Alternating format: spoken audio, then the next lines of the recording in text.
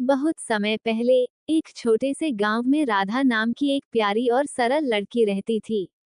उसकी माँ का देहांत तब हो गया था जब वह बहुत छोटी थी। उसकी सौम्य आंखों में अपनी माँ को खोने का दर्द और दिल में अपने पिता का सहारा ही उसकी पूरी दुनिया थी। कुछ वर्षों बाद उसके पिता ने विमला नाम की एक महिला से शादी कर ली। शुरुआत में विमला बहुत प्यार से पेश आई, लेकिन जैसे जैसे दिन बीतते गए उसका असली रूप सामने आने लगा। विमला को केवल अपने आराम और सुख सुविधा की परवाह थी।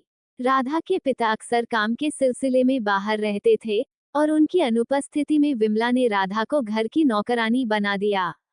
राधा को दिन रात काम करना पड़ता था। सुबह उठते ही उसे सारा घर साफ करना पड़ता, पानी भरना, जानवरों की देखभाल करना और खेतों में काम करना पड़ता। जबकि विमला और उसकी बेटी रेखा आराम से बैठकर खाना खाती और हुक्म चलाती। राधा हर दिन मेहनत करती, लेकिन फिर भी उसे ठीक से खाना नहीं दिया जाता। अगर वह किसी काम में गलती कर देती तो विमला उसे डांटती और सजा देती।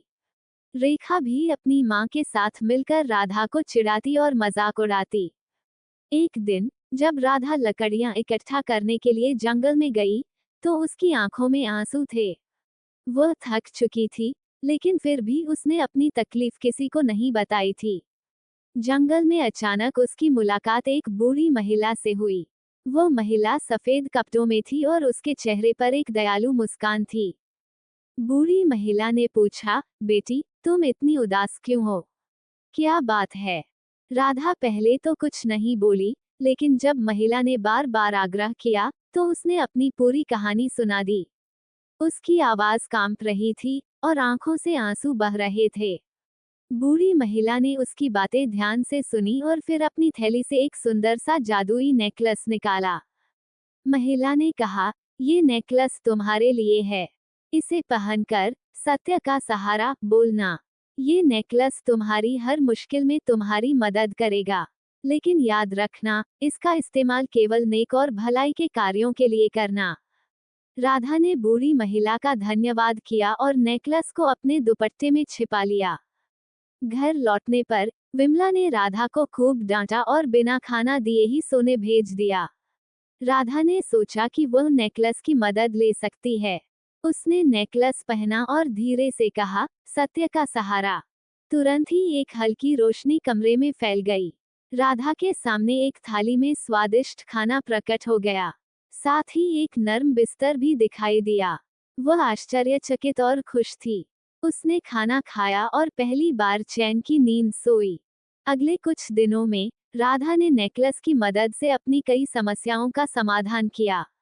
वह नेकलेस का उपयोग केवल जरूरत के समय करती थी और हमेशा भलाई के लिए। उसकी मेहनत और नेक इरादों ने उसकी मदद की। लेकिन एक दिन विमला ने उसे नेकलेस पहने हुए देख लिया। उसने सोचा, ये नेकलेस जरूर कोई जादुई चीज है। अगर यह मेरे हाथ लग जाए तो मैं अमीर बन सकती हूँ। विमला ने राधा को झांसे में लिया। उसने मीठी मीठी बातें की और उसे गले लगाया। फिर उसने चालाकी से नेकलेस चुरा लिया। नेकलेस पाने के बाद विमला ने तुरंत उसे पहन लिया और कहा, मुझे इस दुनिया का सबसे बड़ा खजाना दो। लेकिन जादुई नेकलेस केवल भलाई के लिए था। इसके गलत इस्तेमाल पर इसका जादू उल्टा हो गया। अचानक घर के बर्तन हवा में उड़ने लगे। विमला जहां खड़ी थी वहां से वो उठकर जमीन पर गिर पड़ी। उसकी चीख सुनकर रेखा भागी भागी आई, लेकिन विमला की हालत देखकर वह भी डर गई। डरी हुई विमला ने तुरंत नेकलेस राधा को वापस दे दिया। उसने राधा से माफी मांगी और वादा किया कि अब से वो उसके साथ अच्छा व्यवहार करेगी। रेखा भी राधा के पास आई और कहा, मुझे माफ कर दो। मैंने तुम्हारे साथ बहुत बुरा किया है। राधा ने दोनों को माफ कर दिया। उसने कहा, हम सब मिलकर रहें और एक दूसरे का सहारा बने। उस दिन के बाद से विमला और रेखा ने राधा के साथ अच्छा व्यवहार करना शुरू कर दिया। राधा ने नेकलेस को संभाल कर रखा और केवल जरूरत के समय इसका इस्तेमाल किया। उसकी अच्छाई और दयालुता ने पूरे गांव में उसे लोकप्रिय बना दिया। इस तरह राधा ने न केवल अपनी समस्याओं को हल किया, बल्कि अपने परिवार को भी एकजुट किया। उसका जीवन खुशियों से भर गया और वह सबके लिए प्रेरणा बन गई। संदेश: अच्छाई और सच्चाई के रास्ते पर चलने वाले को हर मुश्किल से पार पाने की शक्ति मिलती है।